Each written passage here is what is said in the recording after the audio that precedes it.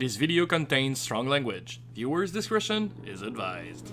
Hi and welcome to the Catching Up Podcast, your show about speedrunnings and the runners themselves. I am Sen Knight, your host, and today we have the chance to have GVirus with us, a speedrunner all about not only speedrunning, but also organizing charity events. Join me as we discover more about the man behind the speed.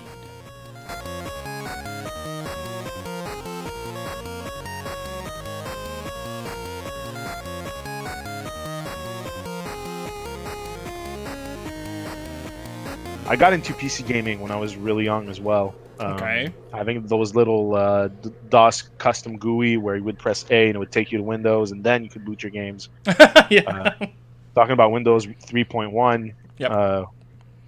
with work groups was a big deal. That's 3.11 actually. Yeah. So yeah, and then I remember I would like be on my old ass Windows 3.1 computer, and there was this app with cards, right? And I would even when I had my N64, I would still use my own computer and make like those write down strats for every single level in GoldenEye and how to get like to unlock all the bonus content, all the cheats and everything. So yeah, I had a lot of fun documenting and just I was used to play games over and over again until there was literally nothing left to do with them, and then just do it all over again. Yeah. So even back then, you were already developing the skills you'd need to be a good speedrunner because documentation is part of it. You could take someone else's notes, but at the end of the day, you still need to make sure that you know every outcomes possible. Yeah, and I mean, also, I don't think it's a skill that's required to be a speedrunner. I think it's more of a mindset. Basically, if you're not the kind of person that likes, let's say you beat a video game, it's one and done, and you don't touch it ever again. If you're the kind of person that, you buy a game at EB Games, you just, you rush through it in like a day, 2 or 3, or maybe 6 hours if it's a AAA, and then you take it back and you trade it in, then unless, you've got the mindset to be a speedrunner and you only do that with some games, then you're probably not a speedrunner because it takes repetition is part of the deal, Yes. You're going to try over and over and over again, and failure is going to be the norm, and whereas outstanding success will be the reward, which will come maybe once every 1,000 runs if you're grinding for, high level either placement or even world record. So it is a mindset, and I think more of a personality trait that you need to have. Yeah. So persistence, pathologically so, I would say. Maybe. I understand that, and I agree. So it's a healthy obsession. Let's Yes. leave it at that. So you played all those games, but could you pinpoint the very first game that you fell in love with? Like, not just liking playing it, the game that you said, okay, now gaming is a part of my life and I want more of that. Oh, damn. That's a good one. The first game, let's say if I go back as far as I can, and the one game that really I got into this game so much, and I could do all the levels by heart, and I would play it over and over again nonstop, would be the original Doom. Oh, nice. The original Doom would be my first game that I've played way too much. My friends, I remember when the N64 came out, and all my friends were crazy about, GoldenEye, and when Perfect Dark came out, and I'm like, have you guys ever played Doom? Because I'm pretty sure you'd like this shit, And with Doom 2 Hell on Earth, with all the mods that were already out there and everything, so it's and then Quake, and then Quake 2 came out, and they were still playing GoldenEye. I'm like, guys, like, and then Unreal Tournament came out, and I'm like, guys, like this is a first-person shooter. That's a toy. I mean, obviously, no disrespect, I'm a huge GoldenEye Perfect Dark fan, but back in the day, I was, even though I enjoyed these games, I already knew that there was something else out there that most kids didn't know about. Because let's face it, computers today can get a gaming computer for $1,400. Back in the day, like just getting a computer was like 2.8 grand. Yeah, and it was not for gaming. And that was 20 years ago. 2.8 grand 20 years ago was like, well, I can't pretend I know the exact inflation ratio, but let's just say it was easily 3.5K. Yeah. So there you go. It was less accessible. So if you were gaming on PC, then that was really something that was, I hate the term, but not mainstream.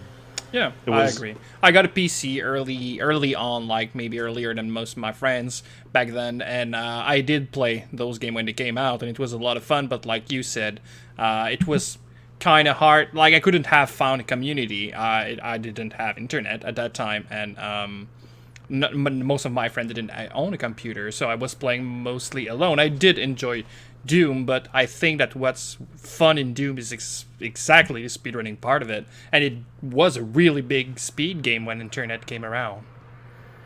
Well, I mean, for sure, Doom, because it's fast paced, it's relentless. The enemies, if you're playing on ultra violence, or they keep respawning infinitely. Yeah. So you have to keep going. I mean, if anything, that game, when you were good at it, you started understanding. Okay, I don't have to kill every single thing in the level to be able to proceed. And I mean, there was all the iterations, all the extra chapters that came out, all the revisions. So yeah, to me, Doom, I would say that Doom was one of my early video game crushes. Let's call them that. And I mean, the irony is, what got me into speedrunning is Super Metroid, and as a kid, I was scared shitless of that game. Scared? I mean, scared shitless. When I was like, okay. It came out in '94, and I was 6 years old. Kraid? Fuck that shit. Like, that guy. Yeah. I had nightmares. My uncle was actually very fond of Super Metroid when it came out, and he would play it over and over again. Yeah. And whenever I would go over to his house, I would watch him play, but then he'd get the fucking Kraid. Yeah. And I would have nightmares. And mind you, this is back in the day where survival horror was like more on PC than on traditional consoles. Yes. And Alone in the Dark was really one of the pioneering games before Resident Evil came out, before all these games. Phantasmagoria, all these old school classic, even Phantasmagoria is a beast of its own, but I mean, it was mostly on PC. You couldn't really get those on console the same way as you would, because on PC too there was less censorship. You couldn't. Phantasmagoria couldn't have come out on consoles back in the day. And then that was, I believe, Phantasmagoria came out before the ESRB was around. Here's the thing. As I was saying, the Doom is what basically gave birth to the ESRB. Yeah, because it was needed afterward. Yes, I get that. Exactly. I mean, nothing's more satisfying than seeing a cackle demon spill its guts all over the floor. But then they were like, maybe children should be playing that. That's another debate. We still were. Well, I mean, exactly. And I mean, I've been playing Mortal Kombat since I've been a kid, and I've never I've never taken anyone's spine out of their backs. I mean, from Doom to Rip and Tear to ripping someone's spine in Mortal Kombat, that's just the normal progression at this point. Exactly. And I turned out fine. So, there was a lot of, and even further games, Perfect Dark, Resident Evil, all those games. Perfect Dark was not as violent, mind you, as Resident Evil, but when I got over my fear of Super Metroid, that's the next, scary game I've played was Resident Evil 2. But that's interesting that you point out the scariness of the Metroid games, because I've been talking about fear in games lately with friends, and they were talking about Resident Evil, of course, because that's what they know, and that's all right. That's a very scareful game. It can do a lot of tricks on your mind, and that's cool. But I've always told people that I'm not a big horror fan in gaming.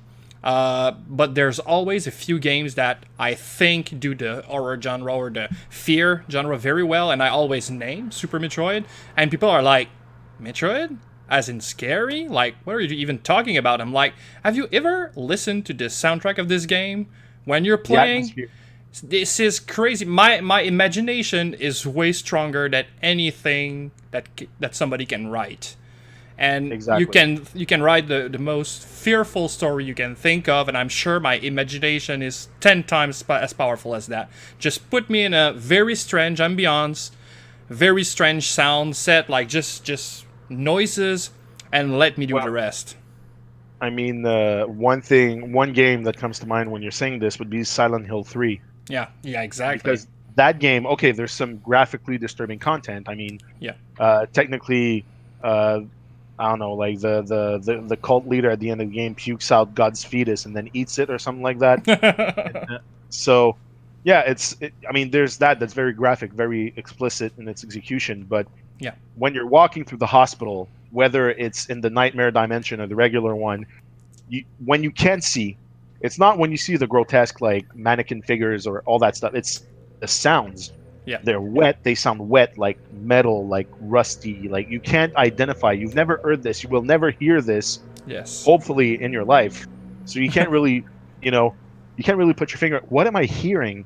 So then your mind starts racing, and by design, you'll always go for the worst case scenario. Exactly. And whatever story, whatever narrative you build in your mind is going to be way worse because your mind knows you. So it's going to go to what scares you the most automatically. Whereas when you're playing someone else's creation, if they just put it out there in your face, yes, you might be revulsed, you might be scared. Yeah. But it's never going to be as bad as the worst thing that your mind can come up with. Yeah. So that's one thing with Silent Hill 3 is that don't, in this case, it's tell, don't show. Yeah. Yeah. I agree. It's the opposite. It will need to have something happen at some point because I've played some few horror games where you can't die. I'm sure I can't remember of any name right now, but I remember playing a few of those when I was younger, where it was mostly puzzle and horror.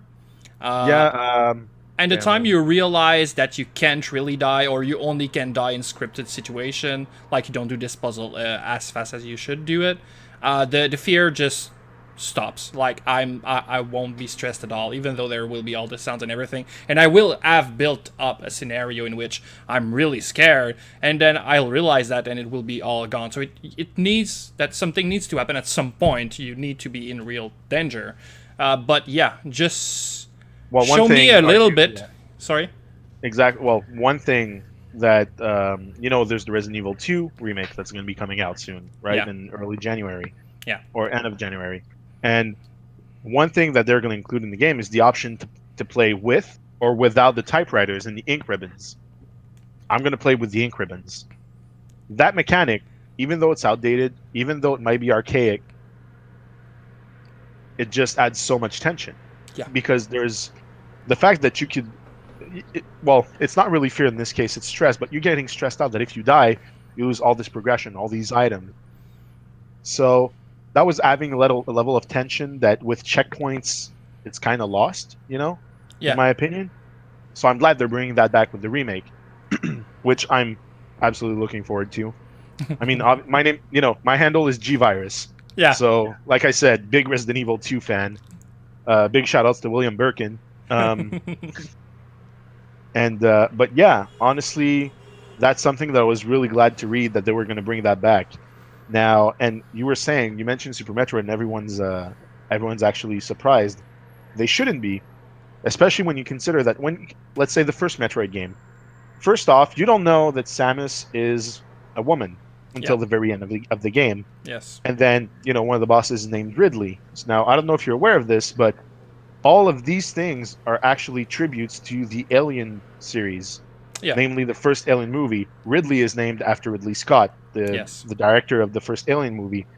Samus being a woman isolated on a planet with, no contact with the outside world, no backup. You're alone on Zebes, and it's homage to Ellen Ripley, essentially.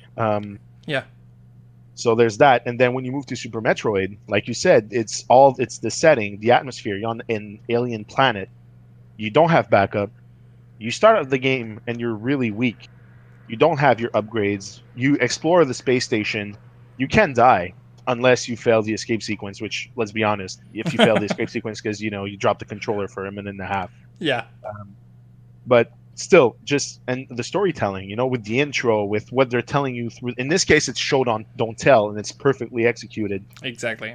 So when you add all of that, let's say you enter a different area. Let's say the first time you go to Norfair and you go through that door and then your health start dropping. Yep. You're like, what the hell's going on? Then you backtrack, first reflex, and you're like, okay. And then you go through all the rooms. You get the high jump boots. You're like, you try to get you go through that first super missile door up there to go to the ice beam, but then you realize, I can't go there. Then you backtrack and you're like, okay, so I got down here. There's nothing I can do. And then you have to look And at some point, you just start using bombs everywhere, and you realize, oh, like I can use a super missile there. Yep. And then you move on to the crate area, which, again, you needed the high, technically you needed the high jump boost. Now I'm talking about normal progression, not speedrunning progression or sequence breaking. Yep. And you get in there, the music changes, the environment is completely different. It's nothing you've seen. There are new enemies, and then you get to the corridor leading up to Kraid. Yeah. And the music changes, and it gets super moody. The ceiling's got like teeth hanging out. Yep. And like, let's just keep it as a reminder. This is a game that came out in '94, so seeing this was like, you're like, oh damn, what's gonna happen? Yeah, and you're entering the maws of the beasts. Like literally. The floor and the ceiling. I mean, has spikes and teeth. I mean, case in point, when you enter Lower Norfair, it's Ridley's big gaping mouth that you go through. Yep. So you're literally getting in the belly of the beast. So all of that combined, all that element of the unknown, and that you were getting stronger, but I always felt like let's say for someone who was playing the game the first time around, if you were going through let's say the main story path, let's call it that, yeah, and you weren't farming a little bit along the way, and let's say you would get the perfect route, the difficulty was ramping up faster than your abilities were. Yep. And then you would always feel like you're stronger, then you encounter that next boss that makes you feel completely underpowered. So it's always that, crossing a boss door with the eye that shoots out the little sparks and everything. So there's all this anticipation that's being built up, and that's one thing that a lot of horror games nowadays they've lost it. It's jump scares.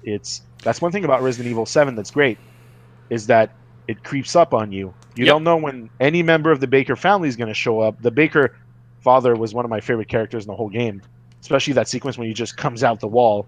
Yeah. And so, have you played the game on VR? Have you tried that? I'm waiting for the Oculus update still on the PC. It's supposed to come out at some point. I've played it normally the first time, and it was a really good horror game. I really enjoyed that. Like I said, I'm not a big horror fan, but still I enjoyed the game. Like you said, it's more ambiance, and like the fear creeps up on you, and that's cool.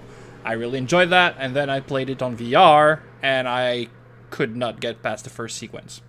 Nope. That. Legit, I just want to see my hand getting cut off by a chainsaw in VR. Yeah. But the craziness is that at some points the things are in your face. They are not like 6 feet in front of you on a monitor. And it triggers some really basic instinct out of you. Yeah. Like if somebody jump aggressively, fight or flight. And if fight or flight triggers, my reaction will probably be to try to push the danger away from me, which I did. I tried to push the danger away from me, but I'm in a virtual reality environment, and so I cannot push anything. And when my buddy realized that my hands were passing through what I was trying to push, nope, I had to remove the helm. That's crazy, man. It just, that game is, it works. It works really well. Oh, that game's a masterpiece. They've really nailed it. I think they kind of fumbled real hard with Resident Evil 6. It's not a bad game. It's just a bad Resident Evil game. It's a good action game, yeah. Exactly, but it's not a good Resident Evil game. Nope. Whereas Resident Evil 7, I wasn't sure about the transition to first person. Turns out they just nailed it. Resident Evil is not about the camera angle. It's about the setting. It's about the story. It's about the environment and the enemies that creep up on you, and the fear factor and the tension it builds up. Yeah, they learned from PD what Konami should. Oh yeah, exactly. Oh man, Konami, don't get me started on those fucking... Oh man, I would probably consider getting #FuckKonami tattooed somewhere on my video game sleeve when I go through with it. Yeah, but at some point people would ask yourself why you would fuck a company that do slot machines, right? Yeah, well, I mean, fuck their pachinko, man. Fuck their shit. Yes. All right. So, but like I said, huge horror gaming fan as a whole. So that's one of the things actually that I got into when I was much younger, probably earlier than I should have. But here we are. It builds up as people still. Let's move on a little bit then. Then you grow a little bit older. maybe like what was your first connection with the world of speedrunning? Well, Super Metroid is what got me into speedrunning before I even knew it. I remember seeing videos that I found on Speed Demos Archive, SDA, and I was Yeah. like, holy shit, must have been like 14, 15 years old. I was in high school, and I would be playing Super Metroid, discovered those videos, but I was already sequence breaking. When I realized that I can wall jump, I started seeing, Yeah. I went literally throughout the whole map wall jumping everywhere I could.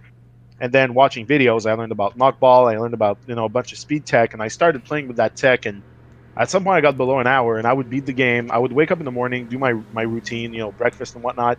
And before the school bus would come around, because I had like a laptop with me at all times. Okay. It was kind of a running gag in the school too. But I would go to the library every lunch break, and I would try to beat the game before the bus came to take me every morning during lunch break. And when I came back from school, so I would be beating the game 3 times a day, always trying to get faster and faster. And I wasn't even timing myself.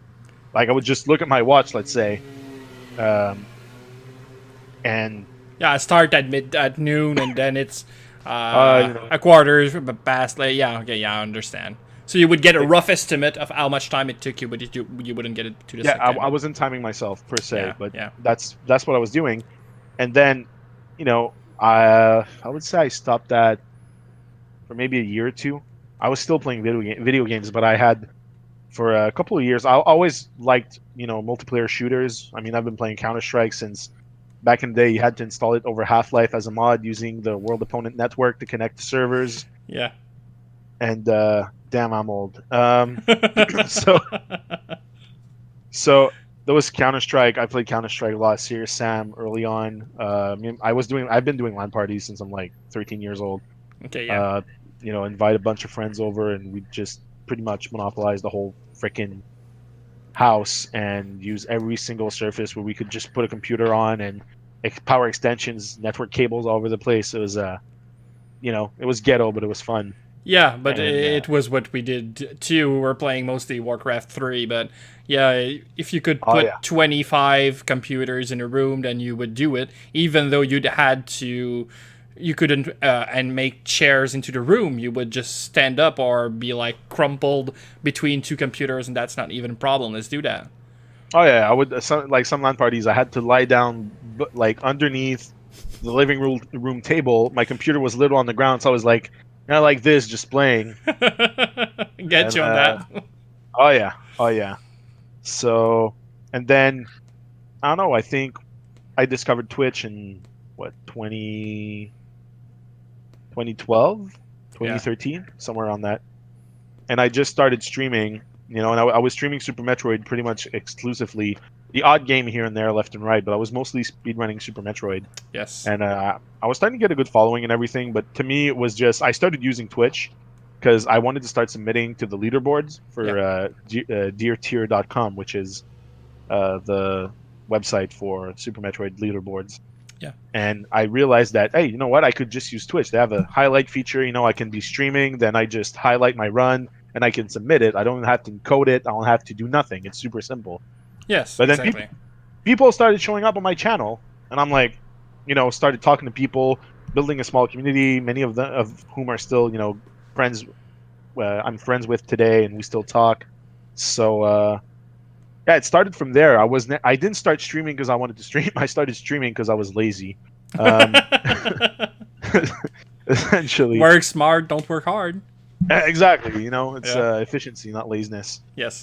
So that's how it all started, and then Axiom Verge came out. Yeah. And I remember seeing the trailer for that game on Kotaku in 2014, and I was like, "Holy shit! Like, I need to play this." Like I was already hooked, and the game hadn't been out yet. Well, it was a love letter. It was a love letter to Super Metroid fans. So. Exactly. It came out. I know on Steam it was on May 2015. Yes. But I think it came out the holiday season on PS4 before that. Okay. So release date PS4, because it was also with the indie program from Sony. Oh, okay, yeah. So it was originally released in March and April 2015 for PlayStation 4. Yeah, it wasn't that big of a gap, but it was released on Steam in May 2015. Yeah. As soon as that came out, I played the game, I finished the game. There was a speedrun mode embedded in the game, and I'm like, I'm speedrunning that shit. Yes. And So the speedrun mode is one of the first I remember seeing in a game, and it's very well implemented. Like, the fact that it you can is. skip everything, actually messages doesn't even show up. It's super well made, and I remember reading somewhere that the developer for this game is really talking with his community. So you Oh man, he could, showed up on my stream before I even knew him, and he was like, "Oh, you're playing my game, man. That's cool and everything." And we'd start talking, and uh, I started organizing No Reset Marathon, which is our speedrunning in Montreal. And when I was running Action version my own event, he would offer like live commentary, yeah, you yeah. know, through I've Skype. He did that for GDQ as well. He's very yes, involved with the community. He's very active on Twitter. He's a great guy all around. He made a kick-ass video game, and everything you see in this game, it's all him. It's one-man yeah, one dev man army. teams. Yes, So like I said, and also the speedrun mode, what's great about it is that not only, like you said, it skips cutscenes, it skips all the text bubbles when you get items, all the item acquisition. Well, there's only the item acquisition fanfare, like the little sound effect, yes, and then the game resumes right away. So instead of having to like skip through all the text, so all text boxes are removed, but also it seeds the RNG. So enemy placement, yeah, and pretty much everything in the game is going to be the same, save for 2-3 things that are completely RNG, but it's nothing that's game breaking per se. yeah. So it's really it puts everyone on an even playing field. It levels the playing field for everyone speedrunning the game, and Yeah, you don't so want to I lose because you had a bad seed. I get that. exactly. And then 2015 was the year I first went to Awesome Games Done Quick in Yes. January. That was before Axiom Verge came out. So I'm like, you know what, like. When the game came out, like I was speedrunning it. Then came September, some missions opened for AGDQ 2016. I'm like, I'll submit Axiom Verge, like whatever, probably won't get picked. And then lo and behold, I got picked. My submission was in. I'm like, holy shit, I'm gonna run the game's done quick. So here I am, little guy from like fucking, Valleyfield, and I'm going to be on this stream. So I'm like, okay. So now I started grinding, obviously practicing. Yes. And come, GDQ, I do my run. My run was on Tuesday, like Tuesday night, like between Tuesday and Wednesday at 3 a.m. So Yeah. graveyard shift, ass o'clock. It was a terrible time slot, but I mean, it's a time slot. I don't care. Yeah. So you take it. Yeah. So before the run, I was practicing. I did like 3-4 runs before my run. I was like, one of them was my PB off stream, obviously, because I was just practicing. But I had beaten my own personal best. And I get in the stream area, do my thing, set up the game, put VSync on because I want the game to look its best, right? Yes. So I turn on VSync. My run is a train wreck. I died 10 times trying to pull the quick kill in the middle of the run on the big B boss, the Wasp, actually. So Oku. And it just doesn't work. And at some point, I wing it. I had a setup to do the quick kill, very precise, but it wasn't working at all. Yeah. So I wing it. I end up killing the boss after it was 8 attempts, actually. On the 8th attempt, I killed him. And so I keep going. And everything else in the run was actually good. Like if I were to splice out that one segment in the middle, I was not like fumbling and stumbling throughout the whole run. Yeah. And then, but still, so I had an hour estimate. I finished the run within 58 minutes because I died a second time at Sentinel, which is the boss that's hanging from the ceiling, the big the drone robot thing. Yeah. And then I died on my way to the final boss, Disco Hell, I called it, the last ascension, where there's these balls that do 8 directional lasers. Yes. Rainbow, and so they look like disco balls from hell. So that's why it's called Disco Hell.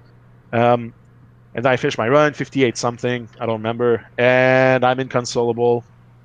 I'm like, I done fucked up in front of, and also before the run, Volagin, which is one of the GDQ staffers. Yes. We're good friends, and he's like, oh, GVirus, don't, no stress. There's only 90,000 viewers. Only really, 90,000. Really? Like, why did you say that? So, there was that, and I knew I fucked up in front of 90,000 people, big Yeah. time, on basically the speedrunning's, biggest stage in the world. Yes. So, Had you to know be what? rough. It was rough. I was, man, I was like, dude, because also it was a relatively new game. Yeah. I was representing the community for that game. I won't say by which runner. Even one runner said I should have never run the game. That I was a very bad, representative of the Yeah. community, and that should have been someone else, and yada yada yada.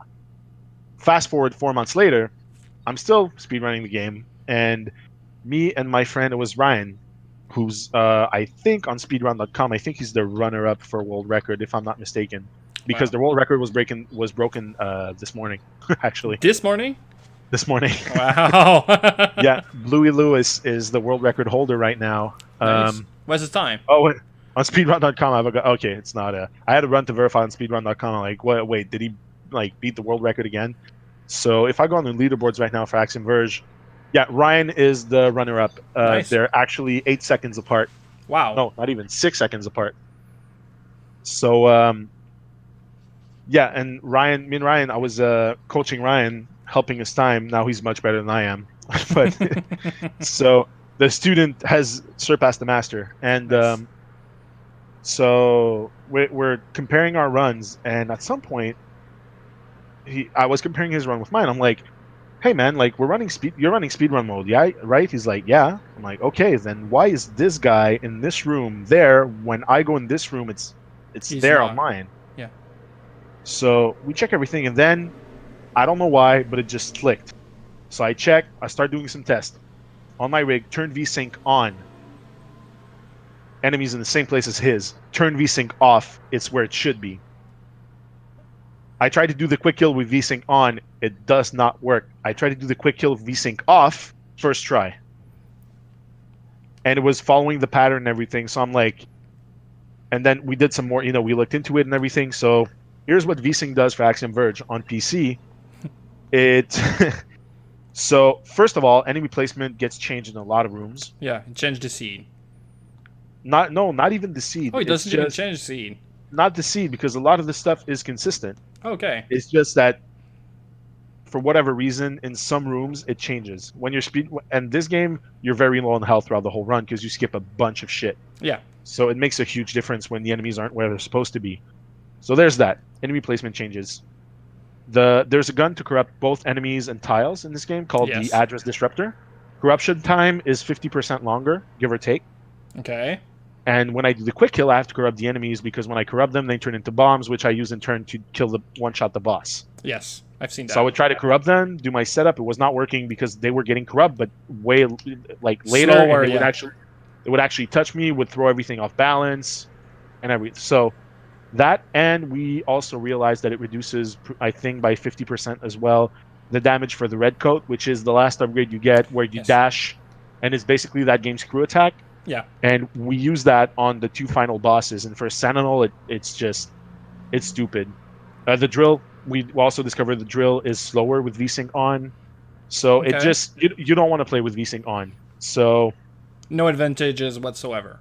I was feeling less bad about myself. The self-loathing had decreased somewhat, I'll be honest. But I'm like, all I wanted to do at this point was get a shot at redemption. I'm like, I have to do it again. I have to do another run. Yeah. I agree. And just, so fast forward to this year, and the submission's open for, well, I submitted every Games Done Quick basically, but every awesome Games Done Quick. I submitted AGDQ 2017. Yeah. Didn't get picked. I submitted AGDQ 2018. Didn't get picked. Yeah.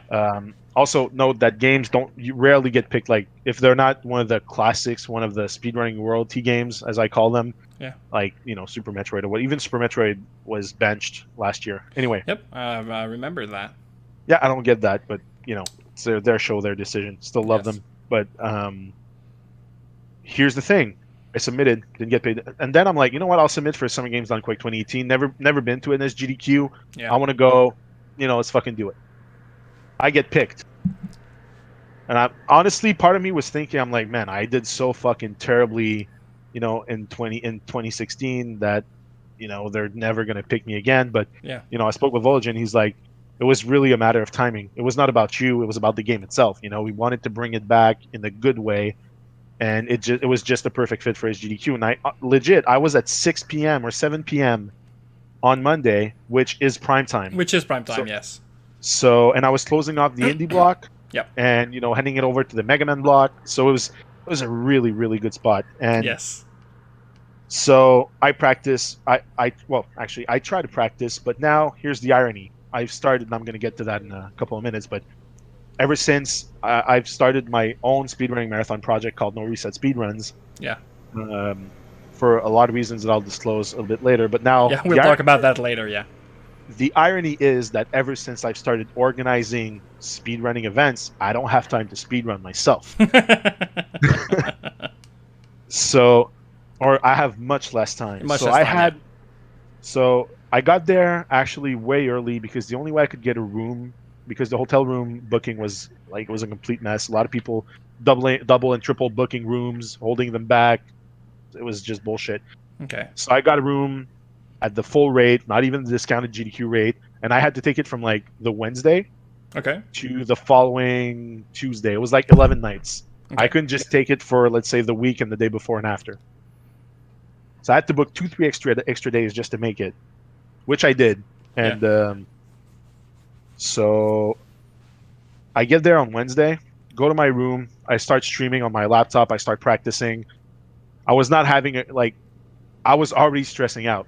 Yeah. Because with everything, with the whole baggage I was carrying from my 2016 run, and mind you, I'm not a known runner, and it's not one of the most well-known games, but I wanted to do right by the community. Also, on a personal level, it was very important to me, Yeah.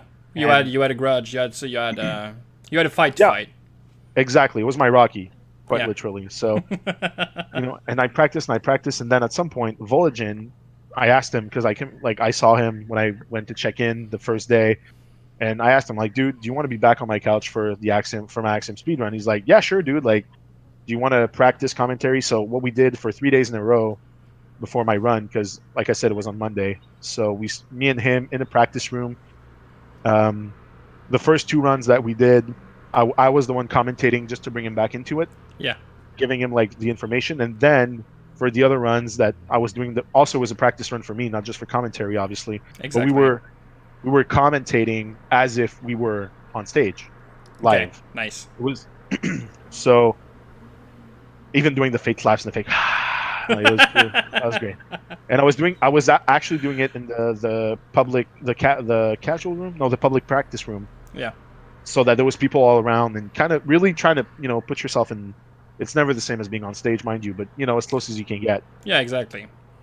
And I realized that with him commentating, I was just doing so much better. So I started practicing there. We did a bunch, and he killed the commentary, man. It was amazing. He did. And then, anyway, fast forward to Monday, 7 p.m. I'm getting on stage. I'm pretty fucking nervous, and I sit down. This time, not only what I did is I was practicing on my Surface. I didn't even use GDQ's computer. I brought my Surface, and I'm like, this is what I'm using. So hook it up. Just see it as a freaking Xbox 360, just plug the HDMI in and we're going to be good. Yeah. So we do that. We do the setup and everything. First thing I do when I go live, and also if you guys if you go on YouTube and you search for Axiom Verge SGDQ 2018, you'll find it. Yeah. So first thing I do, I go in video settings. Actually, I was already in video settings. And when the transition came up and it opened up, I was already on the video settings screen and I do my intro, blah, I'm GVirus, Axiom Verge, and first thing we're going to do is kill VSync. So it was on off, and I just spammed A. And you could tweet 30 times.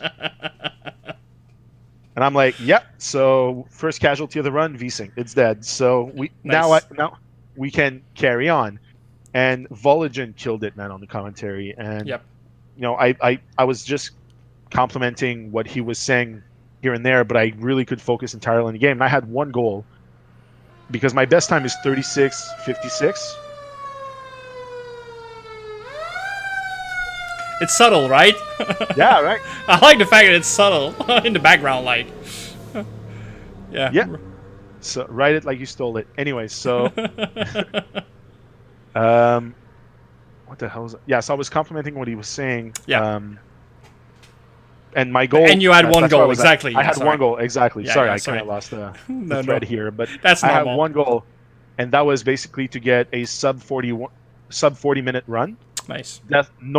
deathless. Yeah. Which, and my PB is 36:56 actually.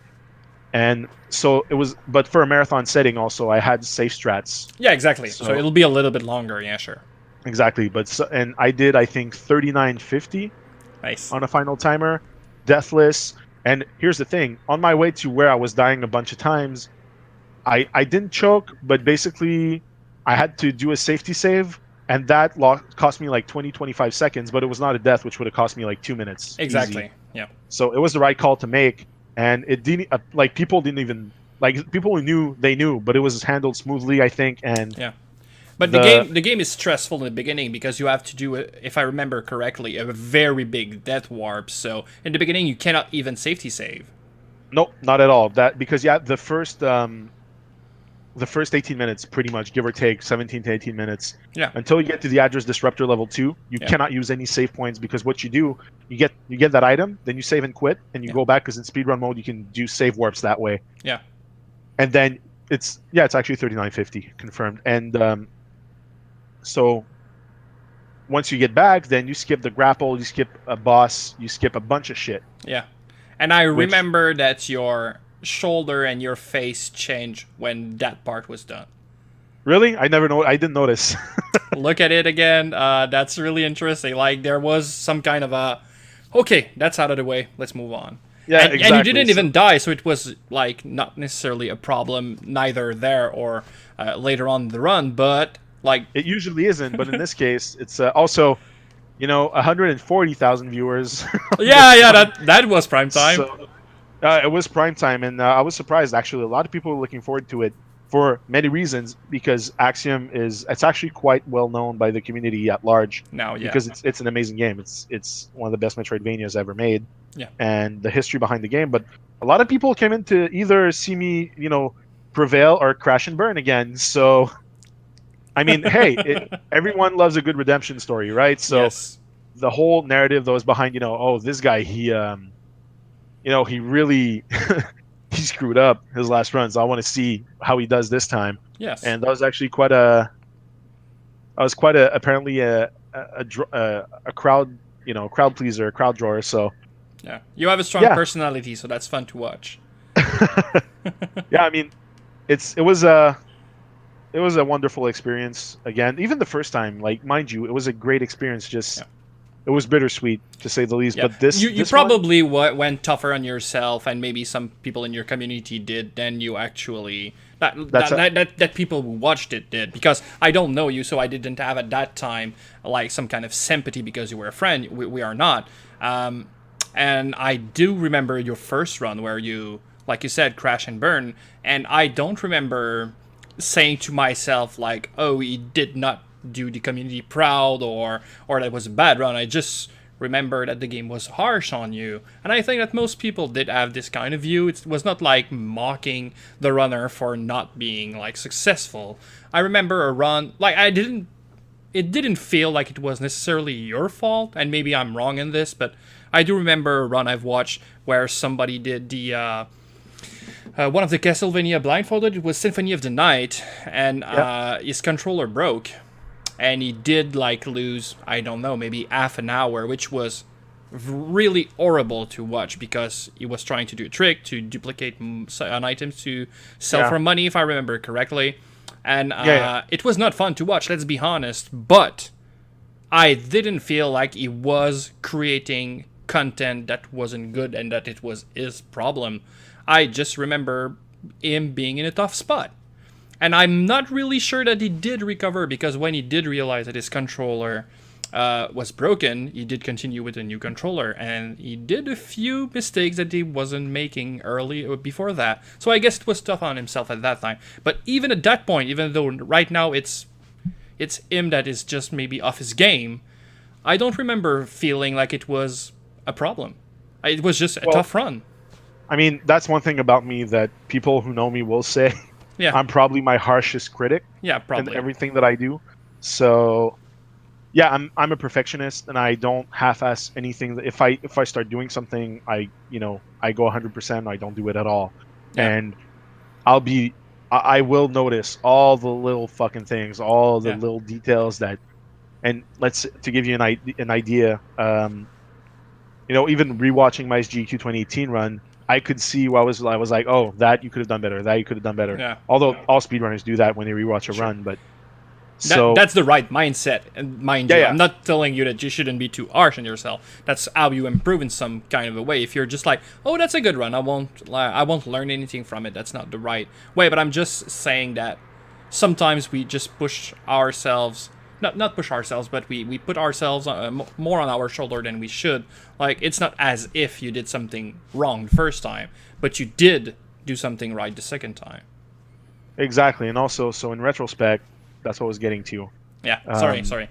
no, it's okay. I was just because I'm telling myself, I'm like, okay, dude, you had a point, make it. Yeah, So here's the thing, with my bad run of 2016, with the fact that it was not entirely my fault, with all that together, and the fact that I did pull through in SGDQ 2018, yeah, when you put all that together, it's just even more rewarding, even more satisfying, I because agree. you're like, you know what, like all these fuckers that were saying that, oh, he fucked up. I'm like, well, you know what? Now you know that I can do it right. And also I'm like, you know what? I at some point it's also it was more about proving it to myself than proving it to someone else, because I'm like, Yes. is it because it was GDQ? Did I choke under pressure? Am I not able to handle that kind of pressure? And you know, there was some doubt is a fucker, man. It Yeah, I creeps in agree. slowly but surely. And so that's one thing. Like when I look back at everything that's happened in the whole GDQ thing, 2016, 2018, in a way, I'm glad I crashed and burned in 2016. Yeah. It would have been different. I don't know if I would have resubmitted the game. I would have probably be like, oh, you know what? Okay, so it's one and done. Or maybe I would have been like, oh, let's do it again. But the fact that it was this kind of redemption arc going on it, Yeah. the fact that and also ever since that run, the run back in June, Yeah. the Axiom Discord has blown up tremendously. So many new runners, man. It's unfucking believable. And to give you an idea of how much the community has grown, Yeah. we went from having maybe one Discord message every 2 months Yeah. on, like, I'm about to mute the server. No, I'm just kidding. But it's constant. It's always active. Yeah, that's And cool. also, some guy is putting the finishing touches on an Axiom Verge randomizer. You heard it here first, folks. Nice. Yeah, item randomizer. It's coming. But that's It's a coming good idea. real soon. Is this made from directly from the developer, or is this some No, kind of a? no, no. Okay. It's a community member that took it upon himself to make a randomizer. And the way it works is that some files are generated. You don't need to reinstall the whole game. Just replace some files Yeah, before that's starting cool. the rando. Yeah, so it's non-invasive. It's very well made. And yeah, so I'm actually. Can you shout out the guy? Which one is it? Because I found out. I think was it this morning that we're getting it, Oh, okay. or Nice. yesterday? Like it's very very fresh. It's new. Yeah, that's cool. Hold on, because I told them I wanted to showcase it at DreamHack. Okay. Posem Senpai on Discord. If you're if you're watching this at any point, thank you so much for doing this. This is gonna, the community's been growing, it's been blowing up, but Yeah. that's gonna push it forward even more because Yeah. let's be honest, early red coat is gonna be satisfying as fuck, man. I It agree. is gonna be amazing, and if you can have, and I know he's gonna put options at some, like eventually, kind of like the Link to the Past randomizer. Now Sure, you've sure. got options and stuff like that. Me, man, I just want to get a run where you actually start with a red coat and the drone and just fly through. So From that beginning would to be, the end, yeah, Yeah, no yeah. problem. That's gonna be fun. and the next step would be to have a map editor so we can do like ROM hack, like Yeah. Axiom version new maps and everything, and then it would be the full Super Metroid experience at this point. Room randomizer would be good, but I don't know how how much is gonna be possible to do. But just Yeah. the fact that we're getting an item randomizer, man, I'm fucking hyped for this. Yeah, that's step one. That's a good beginning. Yeah, that's cool. Oh, by the way, I didn't ask, but is this stream PG? Because I think I've dropped more F bomb than World War II. It was. It's not anymore. But that's all right. No, the stream won't be necessarily PG-13. It's just that, yeah, that's the first one that's been so a little bit more adult-like. But no, I'm not the type of guy to stop people from talking the way they like. Thanks, man. Well, worst case scenario, you can just put a disclaimer like, Yeah. GVirus content ahead. View discretion is advised. Whatever. All right. So let's talk a little bit more. You mentioned it earlier, but let's talk a little bit more about no reset. So GDQ exists. You go there, you come back, and then it strikes you. Like, we need that all over the world. Well, not at first. It was like, dude, Montreal, one of the biggest video game cities in the world, and we are recognized as such on an international level. Yeah. And I'm like, that was before DreamHack, announced that they were starting DreamHack Canada with DreamHack Montreal. That was before LAN ETS moved to the Place Bonaventure when they expanded. Yeah. I'm like, why the hell don't we have that here in Quebec? So I started, back then I was hanging out at Nexus Smart Bar, RIP, God bless. Yeah. But in Montreal, and I was talking with the owners because the owners, I was friends with the owners, and I'm like, guys, I want to do this. And Barcraft was a thing, it was blowing up, all the StarCraft events and bars and everything. So I'm like, you know what, I want to do a speedrunning event. And I was doing Extra Life with them for a couple of years at that point. So we started, we set up in the Nexus Cafe upstairs. And it was ghetto. The layout was shit. The audio was shit. But it worked. We were streaming. It was fun. Black background, like shitty timer. And big shout outs to my partner Yannick, who back then was running Jurassic Park, and he invented chicken percent, or KFC percent as I like to call it, where that category, the goal is to pick up all the chicken pieces in the world map and finishing the game. So every time a Triceratops would show up on screen, you would have to take a Triceratops shot of Jack Fire. And when a T-Rex would show up, you would have to get T-Wrecked and take 2 shots. I don't know how he finished his run, but he did, because the guy weighs like 120 pounds, all wet, damn, with two drying machines in his hands. So it had to strike. It had to be tough. Yeah.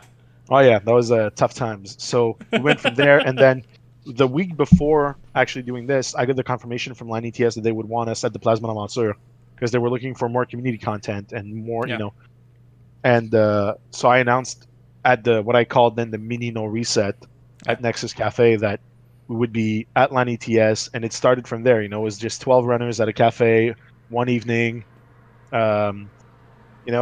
drinking, playing games, having fun. And fast forward, that was probably in 2015. Okay. So just after the first run. Yeah, exactly. No, my first one was in 2016. Okay, GDQ. sorry. So after 2015, 2016. So a year before, yeah. Okay, that's cool. Yeah, and 2016, I came back from GDQ, and LAN ETS was like 6 weeks after that. Wow. So yeah, it was hit the ground running, as they say. Yeah. And now, fast forward, like I said, 3.5 years later, and No Reset is now the official partner for DreamHack, all of DreamHack North America speedrunning activations. So we do Montreal, we did Austin, we're going to do Atlanta in November. Whatever expansion they have in mind, we're going to be there. It's already confirmed, both in the Canada and in the US. So it's to think that a small community event at a bar that was like I said, was crap. And now, if you look at the production value we put out, a lot of people compare us to GDQ. Me personally, I don't think we're quite up there yet. Because let's be honest, support class, the people that make their layouts, they killed it. Yeah. They killed it this summer. But the thing that the support class team is pretty much as big as the whole No Reset team. I think we're doing pretty good. Yeah. And at the end of my Axum run this summer, like, I gave them a shout out saying, I started my own thing and it's thanks to you guys, and I meant it. If it wasn't for GDQ, I probably wouldn't ever have thought of starting speedrunning events here in Montreal. I wouldn't have the contract for all of DreamHack speedrunning activations, like I said, across all North America, which is a pretty big deal. Yeah, it is. And I mean, it's Montreal talent, man, that's just going all over the continent, just putting out quality speedrunning content. And I do have something happen in Austin, and I won't get into details, but basically, Customs kept our whole equipment. Yeah. So it's Thursday, setup day, 2:30 p.m.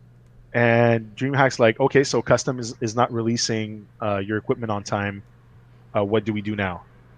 And from that point onwards, 10 hours later, the show was ready, but we had to start from scratch. I took out the shipping manifest. I highlighted everything that was literally like all the essentials, none of the quality of life stuff, like really what we needed to just get a show going. Yeah. The last piece of hardware we had to find was a freaking standard def capture card.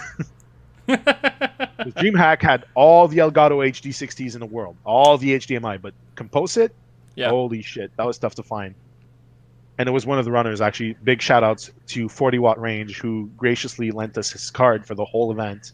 That's cool. So, and it comes full circle because at LAN TS 2016, that's a pretty fun story, actually. It wasn't fun at the time, but 15 minutes into the show, our main capture card, our main Blackmagic Decklink quad dies. Wow. We don't have a backup. So Yannick had his Dazzle that wouldn't capture sound, but in our case, we just needed the video component. So 4 hours, we delayed the whole show by 4 hours. We shrunk the setup time. In the end, it all worked out. But the Dazzle saved the show. And then in Austin, the Dazzle saved the show. So full circle. Nice. That's cool. So, and really everyone just came together. Like, honestly, I had blisters on my feet by the end of day 0. What we put weeks and months of preparation in terms of pre-production. Yeah. I made a show happen within 10 hours. Yeah. Starting again from scratch because you didn't have anything. I mean, the setup was still clear in your mind, but with no instruments, it's not even... In a city, in a different country that I know no one. It was our first event in the States. Pretty much the worst case scenario at this point. Yeah, you had to make a name for yourself, too. You were a new partner with them, so you had to make the show happen no matter. They knew it wasn't our fault. That was not our fault. So they weren't mad at us, but I think, like I said, even though pretty much like my first GDQ run that crashed and burned, in the grand scheme of things, it was actually good that it happened. Yeah. Because they've seen what we were made of. Because we were like, we don't cancel. We don't do that. Yeah. That shit's not gonna happen. The show's there won't be no reset. Yeah, exactly. So we, like I said, and they were actually very impressed, and now they want us at every one of their shows, and we have a lot of exciting stuff. I'm working on a lot of concepts, trying to push this thing even further than where we've come, and there's a lot of cool stuff coming up in the coming weeks, months. We're really working hard to push it to the next level, and we do at every single event, because my philosophy in terms of pretty much everything I undertake in life is, but let's say if we're talking about no reset, is that each show, every single show that happens needs to be better than the previous one, but worse than the next one. Yeah, sure. I agree. And so far, we've been delivering on that motto, and that's basically, I start from there, and then everything else just, falls into place, and that's not a bad thing at all. Yeah, sure. Congratulations on that, by the way. I've watched a little bit of your show, and it's really well made. Like you said, maybe there will be some finishing touches to be on par with the biggest one, but like you said, it's a bigger team. They've been running for a few more years, but you're getting there. You're getting there. Good job. We are getting there, and we're not stopping. And it's like, also, in September 7th through September 9th, there's DreamHack Montreal at the Olympic Stadium. Yeah. And we're really taking it like one notch above. Like, our tech setup, just the computer, the servers that we're using for rendering are completely stupid off the charts. Nice. We're talking 8-core Xeons with a Quadro P5000. With, like, just the graphics cards were like $5,000. Yeah. So our tech supplier has been really generous with us. Big shout outs to Yannick from Technique Production. If it wasn't for him, No Reset probably wouldn't be where it is right now. And he's been really helping us with, giving us kick-ass prices, helping us with the setup, doing R&D with us, because mind you, we're dealing with very old video signals that are not broadcast standards. So and we're still using broadcast level equipment in terms of quality. That's why the show looks the way it is. Yeah. And So for DreamHack Montreal, trust me, like you want to watch this. I don't know when this is gonna be released, but Probably a little bit later, so it will if have happened. Yeah. well, all of you guys go on twitch.tv/no reset marathon. Twitch.tv/no reset marathon. That's where you put the website in the little doodad right here, down here, when you're gonna edit this. And so go in the video section and check out the highlights. We're gonna have what my personal favorites that I'm looking forward to. On the Friday, there's a 3-way Mega Man X4 Buster only race. Nice. A Jet Set Radio Future run, which is one of my favorite games of all time. There's a Final Fantasy IV free enterprise randomizer. Very cool. So look out for that. Yeah, Just we have finished a a run of of that just before we made the show today. Awesome. I'm a big free enterprise fan. I mean, tune in on Friday next week. I will. So, and like the one thing with this edition of No Reset is that we have a lot of races, 2-way, 3-way, even 4-player races. We have a 4-player Zelda 3 randomizer race. Really cool. That's gonna be dope. We have donation incentives just like GDQ now. Sure. So that's gonna help drive even more money because we're raising money for the Répit Saint Louis, which is a respite center on the South Shore that helps families that have children with autism. Yeah. And my 7-year-old son is severely autistic, and they've helped him. Like, I can't quantify in terms of money how much they've helped my son. Yeah. I'll never be able to pay them back, but just raising money to help them keep their operations going is just a way I have, to give back to them. And I'll never be. It's a debt that will never be settled, And not in a bad way, obviously. Yeah, it's in a good way. Yeah, I get that. So there's that, and so that was, like I said, on the Friday. We have a Doom 2 Hell on Earth run by PM Gab. That's a late night run around midnight on Friday. Nice. Well, Friday to Saturday, but Sabotage Studios, the Messenger is releasing on August. That was a whistle. Sorry. on August 30th, so tomorrow. Yeah. They're releasing their game called The Messenger, and I'm glad that it's coming out tomorrow because I've beaten the game about a month and a half ago. Okay. And I can't talk about it. And you want to. All I'm going to say is the lowest score they've got was 8 out of 10, and most of them are 9 out of 10 or above. Wow. From all reviews. They're killing it. It's a great game made by a Quebec City studio. Yeah. Thierry, if you're watching this, you're an awesome dude. Your game is fucking amazing. Don't ever let anyone tell you the contrary, and even if they did, just point to Metacritic and tell them to go fuck themselves. And your game it's beautiful. It's fine-tuned and tweaked. It's polished. It's got great storytelling. It's got great humor. It'll make you laugh. It'll make you cry. It'll make you rage. It'll make you smile. And it's there's a lot of heart, and you've poured your soul into this game, and it shows.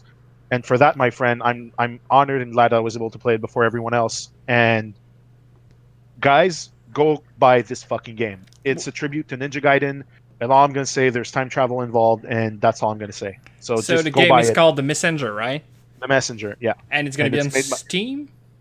It's gonna be on Steam and Switch. So that's cool. Yeah, that's really cool. Right now, as we're talking, they're at PAX West. Well, they're not.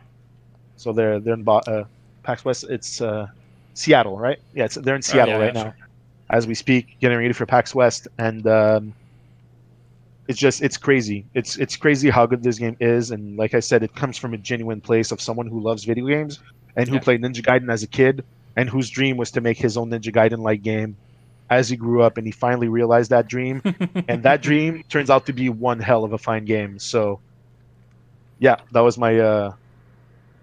To be clear, I'm not getting paid by them. They gave me Even if you were, it's not necessarily a problem. Shoutouts is a thing, and I like people that talk about the games they like. Yeah, and I mean, and like I said, I'm really recommending it from a personal level, and also Thierry's a great guy, so he's one of us, guys. Go support him. And nice. So that's it, and we might have a little surprise related to the Messenger and Sabotage at No Reset.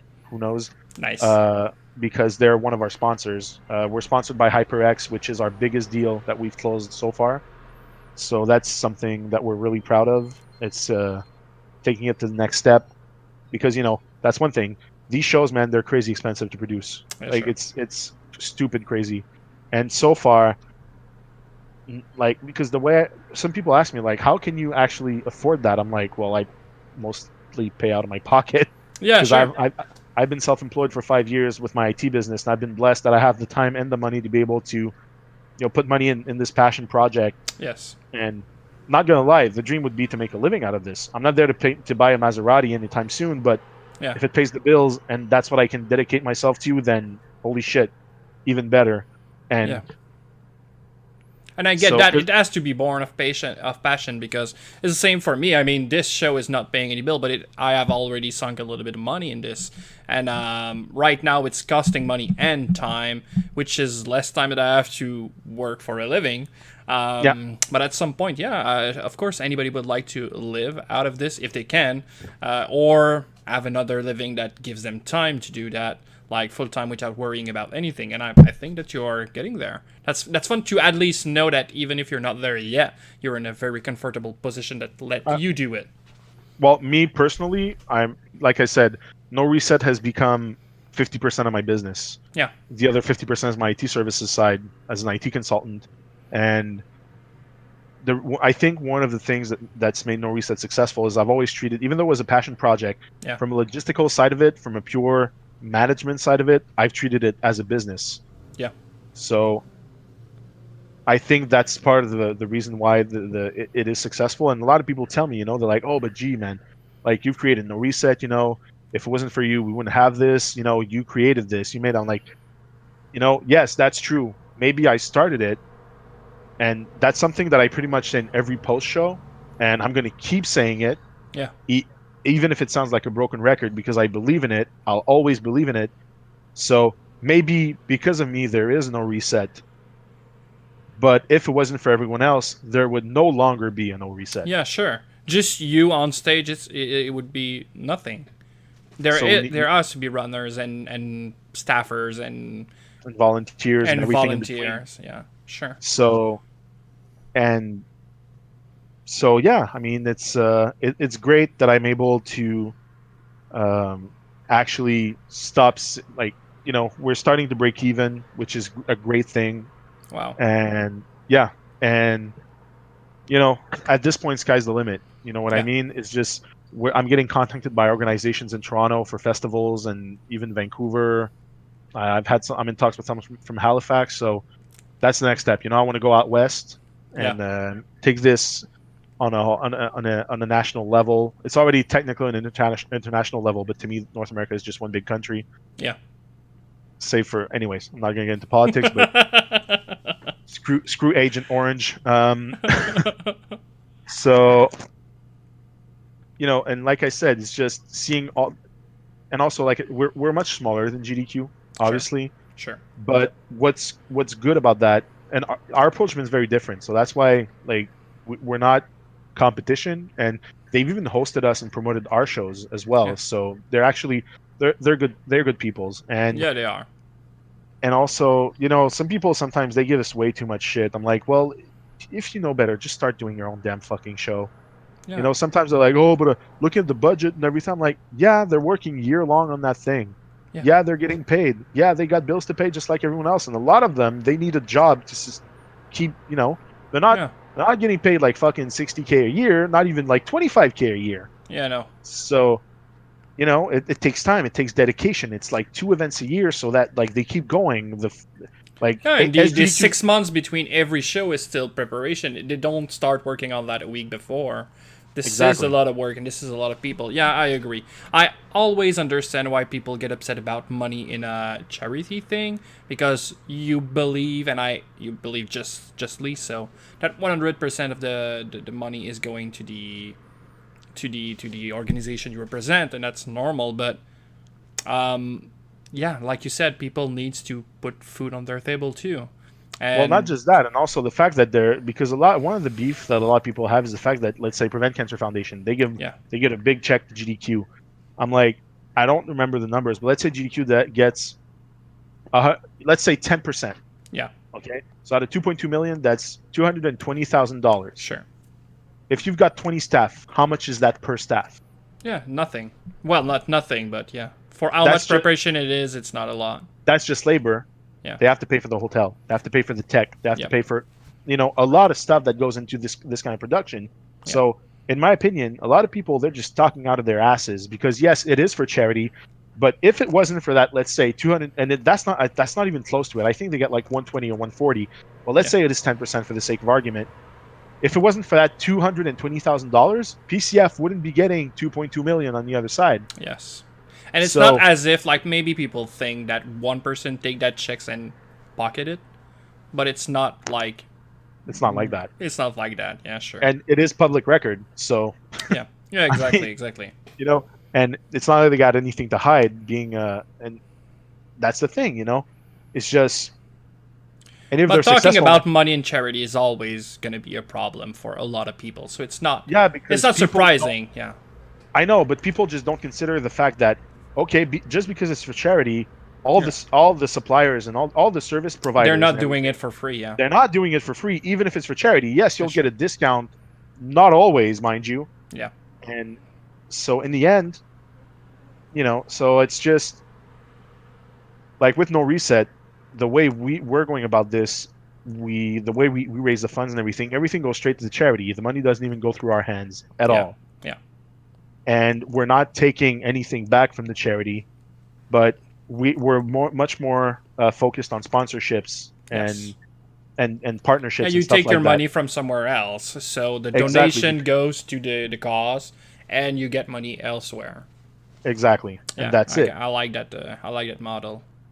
So, and if someday we get to a point where we raise, I don't know, 250,000 per event, then, and let's say, God forbid, out of that, the charity gives us, let's do some math, like 5%, Which would be 12,000.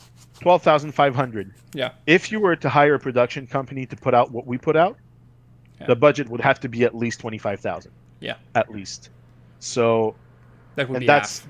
and that's lowballing it, because if you start working with like the big companies that are unionized and all that stuff, you'll pay $180 an hour for a yahtzee that's working overnight, and our show goes 24 hours nonstop. Well, 56 hours in this case. Yeah. So it is, and I'm not afraid to talk about this shit, because like I said, I'm a straight shooter, and if anyone ever tells me, "Oh, No Reset," I'm like, yeah, I'm making money. Like, what's your fucking problem? Like, it's a passion, and everyone, if anyone could get paid for doing their passion, then they would. Trust me. Anyone who says otherwise is just a freaking hypocrite. But also the fact that there's a difference between making a living out of it and screwing everyone else. If it's done and everyone gets their fair share, and you're being honest about it, then everybody wins, and that's pretty much the whole idea behind this. It is a community effort, and I'm just going to say this, compared to a lot of marathons out there, we do a lot more in terms of giving back to our runners and stuff like that already. And for the first time, well, second time really, but for the runners, but for the first time, the staff, the volunteers, and the runners, they all get their t-shirt. Like, there's a t-shirt provided to them for the event. It might not look like much, but that's like almost $1,000 worth of t-shirts. Yeah, sure. Yeah, it's a lot of money. We've been ordering from the same guy. Big shout out to Greg from etshirt.ca. If you need t-shirts made, call him. He'll hook you up. We had a deal where, since we're buying always from him, he's giving us all those t-shirts. Nice. So we get a bunch of them, for free, so I can give them to the runners and to the volunteers and to the staff. And what we're going to do is I've made the calculation. We're ordering 120 t-shirts total for sale. Yeah. And I'm probably going to go on stage and throw about 20 of them total throughout the weekend. But basically, once we reach 6 t-shirts, we've paid off the order. Okay. And from that, because I said it's $1,000, but it's $1,000 that they give us, but we're ordering more t-shirts than that, obviously. Of course. Once we've sold 60 t-shirts, every single t-shirt that we sell afterwards is going to go straight to the foundation. Oh, that's cool. Because the order's paid off. So that's one thing we do with the t-shirts. Because it's just to raise brand awareness for No Reset, for the charity, for the sponsors. So it's a marketing tool, but it's also a fundraising tool. That's how I go about it. So yeah, I mean, we're not Games Done Quick, they have the Yeti, which has crazy volumes, so they can sell the t-shirts for $11, and even the Yeti takes care of everything. We have more of a hands-on approach, but because of that, if we sell, and honestly, the design for this year's t-shirt is off the charts. big shout outs to Fenrica Roxanne, who's our graphic artist, and she made a kick-ass design for this year, and it's Can't wait gonna to sell see it. out. It's gonna be sold out for sure. Sure. So hopefully, if we sell the 60 extra T-shirts, then that's like almost 1,500. That's Nice. gonna go to the charity, you know. So that's Exactly. that's not a bad thing. So we're trying different things. We have a very different approach. So from there onwards, our goal for this marathon would be to raise $7,500 would be the goal Nice. for this. Last marathon, we raised $4,215. Yeah, that's a lot of Total. money. We didn't have donation incentives. We didn't have the raffles. We didn't have a bunch of stuff. Yeah. The T-shirts, we didn't have the kind of T-shirt that we have now and the whole deal going on. Yeah. So that's going to help drive donations up. And I'm pretty sure we're going to be able to actually make it count and reach this. I'm confident we're going to reach the $7,500. Huh. Wow. Okay, 7,500 is a lot of money. I want to see you succeed. Seriously, that would be awesome. I'll be looking you up and watching the No Reset Marathon to see if you can do it. But I'm pretty sure you can. Seriously, this is getting bigger. Spread the word. We're just telling everyone, spread the word. Yes, it is for the speedrunning community, but it's also for a great cause. Sure. And because, like I said, we're smaller than GDQ, and since our events are smaller in scale, but they're more frequent. Yeah. So every city that we go to, it's really that community, that local. Let's say in Austin, it was all Texan speedrunners from Texas, save for maybe 2 that came down from Montreal. Yeah.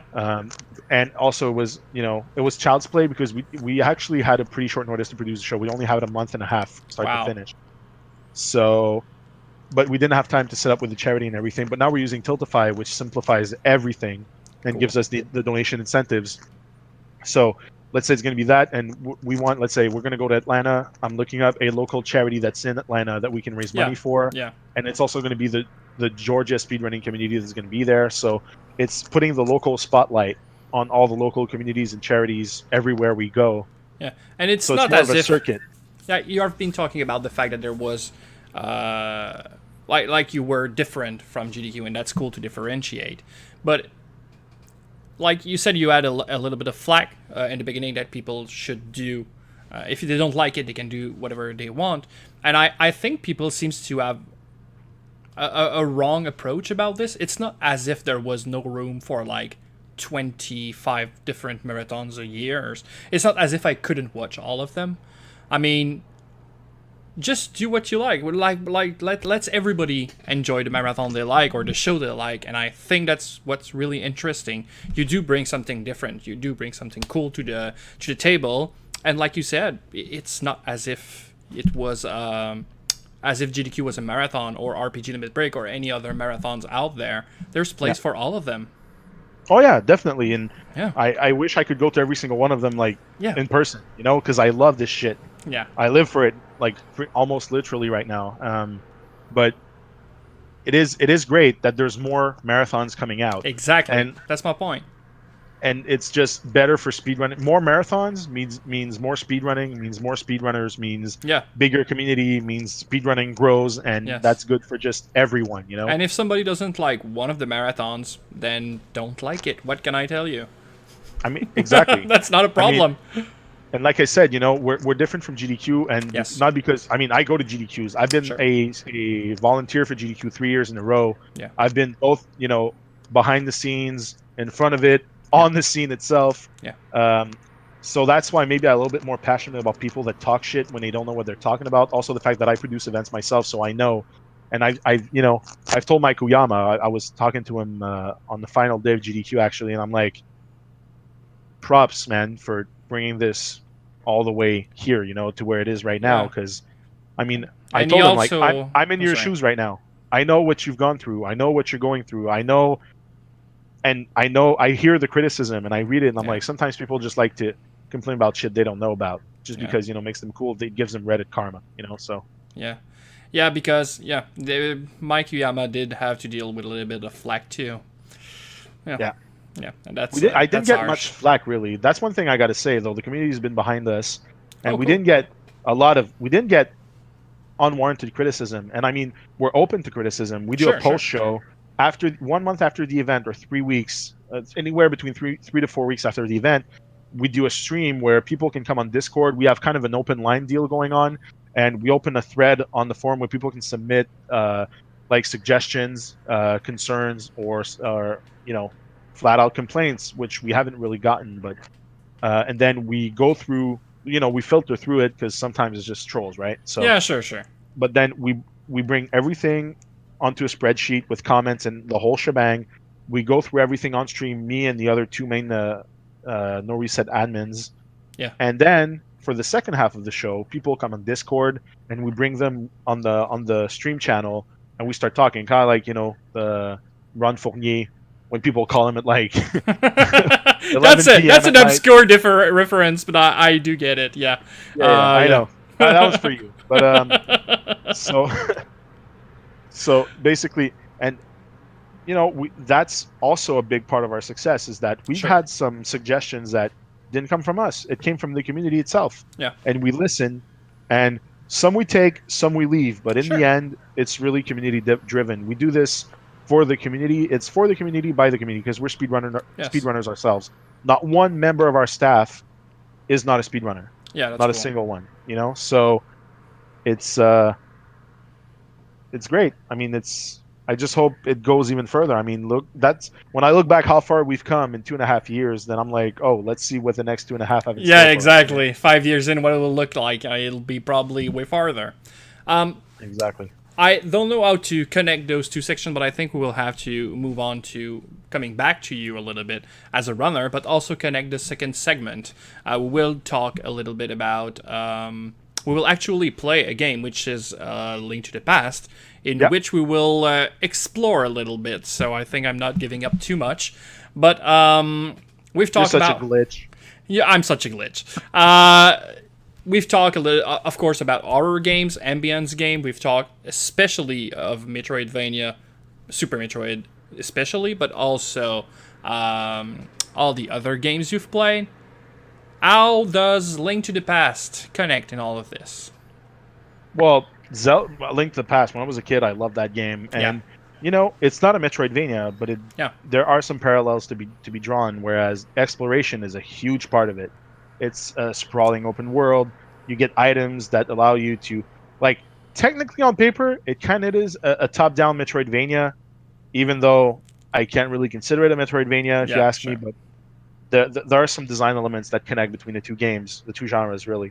And also the fact in the Link to the Past, there's, the light world, the dark world, going back and forth between the two. One would affect the other. So it's all this whole exploration, this whole discovery aspect of it that's really, really great. So, I mean, that's one of the reasons why I love this game so much. I've beaten it so many times. I never speedrun that game proper, but it's one of my favorites for sure. I mean, I love the Link Between Worlds. That game was amazing. Yes, it was. It was one of my most, because there's the two school of Zelda games, like the top-down and the 3D ones. And even though I can only appreciate the fact that the 3D games are all super well-made and really interesting and really intense, I cannot say that I really like the genre. It's not that I don't appreciate the games, it's just not my style. But a top-down Zelda, man, all of them, I adore all of them. I mean, I'll play them. I've played. Sure. I've played all of them. Yeah. But the top-down ones I'll play over and over again. That's different. And kind of like Metroid, I love Metroid Prime. I'll play it, although I love the Prime series more than, let's say, the 3D Zelda series. Yeah. But all in all, it's all about the side-scroller Metroids for me. Yes. It's all about the side-scrollers. Samus Returns is an absolute masterpiece. I can't wait to see where they're going to take the 2D side-scrolling series next. Hopefully a sequel to Fusion. A lot of people are saying talking about a Fusion remake, but I do not think Fusion needs a remake. No, it's perfect in itself. I like Fusion so much. It's very different, but it's very Metroidvania, but it's very different. It's its own game. Yeah. But I honestly, that game is like a good old wine. Yeah. It ages well. It's aged very well. Yes, it first did. of all, and also, I appreciate it a lot more today than I did when I played it at release, because I had a preconceived idea Oh, okay, I of get what I it. was expecting from the game. Oh, I right? didn't have that when I came in, so I think I really appreciated the first time I've played it. The feeling of being hunted instead of being the hunter, man, did it grew on me so fast. That I love. That's Yeah. not an issue. I mean, don't get me wrong. Yeah. Resident Evil 3 Nemesis is one of my favorite games of all time. But and there's a strong parallel here between the two games for that aspect. Sure, I agree. But it's just the whole navigate, because they threw away kind of the whole exploration thing with, Yeah. you had the map nodes, and then you had Adam that would tell you where to go, Yeah. and they would point you on a map. Like, I don't know if it exists. Now that I think about it, I'm probably going to look it up. But I wish there was a Metroid Fusion ROM hack that just took away all the cutscenes. Oh, I get that. That would, and let's say, but now I know the game, but it's been long enough that I don't remember like where to go and the whole thing. Like, I remember some key segments. Yes. But if I could play the game like this, for me, my enjoyment of the game would be tenfold. But playing it recently, let's say I think I've beaten it 2 years ago, the last time I beat it. Yeah. And it's just, I enjoyed it a lot more than the first time I've played it, because like I said, it's grown on me over time. But when Zero Mission came out, I lost my shit. I was like, holy shit, that's such a good Metroid game. Yeah. Because of the whole, the whole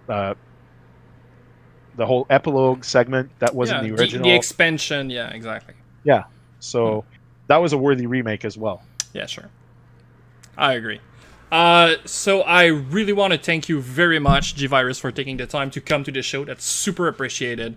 That's very fun to see, like, not only the behind the scene of a speedrunner, but also behind the scene of a marathon organizer. That's super cool. Thank you very much for coming in. Thanks, man. Thanks for having me. Let's take a few seconds just to talk about what's next for you in your life, or just things that interest you. How should I put it? In the earlier events, we didn't know how far we'd go, because it was just, we didn't have any idea we'd come this far. And now I can just see the potential, and seeing where we are, where we've been, just thinking about where we're going is so exciting. Yeah, sure, makes sense. Yeah, sure. Of course, everybody should go and watch No Reset Marathon in all its form. Would it be on Twitch? Give us a follow on Twitch. Yeah, sure, exactly. And also, so that's when I should do the shout out, right, for the next Doodly thing, or at the end of this? Oh yeah, we can do it now. So like I said, in every episode, I generally ask the runner, so GVirus, to shout out somebody else, like somebody who will send an invite to the show to, and somebody you just really enjoy maybe watching, or maybe someone you really appreciate or think that is criminally underrated. I don't know what the reason is, but no matter what it is, I really am eager to know who you decided to shout out. All right, so before that, let me just do one last highlight on the schedule. Sure. Do it.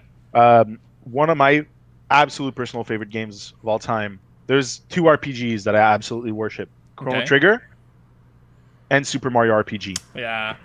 And I have a Super Mario RPG run on Saturday night, starting at 9:15 p.m. All bosses, which is this runner. She created categories for pretty much every no reset she's come to. That's how much she knows the game. Nice. So her name is Pidge01. She's an amazing runner and a good friend, and that would also be my shout out for nice. The follow-up. And also, like I said, she's going to be at No Reset at DreamHack Montreal 2018. Go check the highlights. The Super Mario RPG run. The category is all bosses. The estimate is 3.5 hours. Which is legit. Mind you, and it's really legit.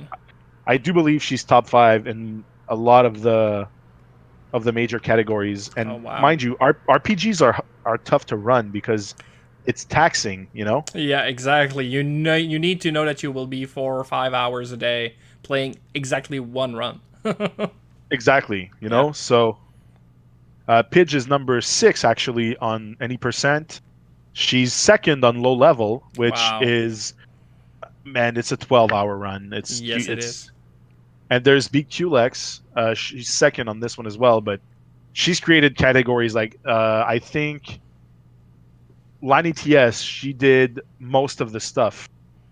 MOTS is the name of the category. It's basically 100%, excluding 2 or 3 things, because cool. That would make the run like 15 hours long. Plus, yeah.